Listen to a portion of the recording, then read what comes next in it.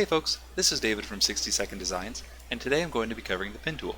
The Pin tool allows us to create lines and shapes within a layout. We can find this tool by navigating over to the upper left corner of our screen and clicking on the third button within the toolbar, which looks like a pin nib. This tool can also be selected by pressing P on our keyboard. Alright, so now with our Pin tool enabled, we can move over to our canvas before clicking and placing an anchor point, which are what gives us control over our paths and curves. If we hold Shift while clicking, we can create straight lines that are vertical, horizontal, or diagonal. To create curved lines, create an anchor point while pressing and holding with your mouse.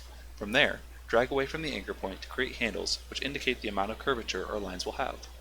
If you want to adjust those curves, click on the anchor point with the direct selection tool, and then click once more to select the handle connected to that point and pull it around to adjust the curve.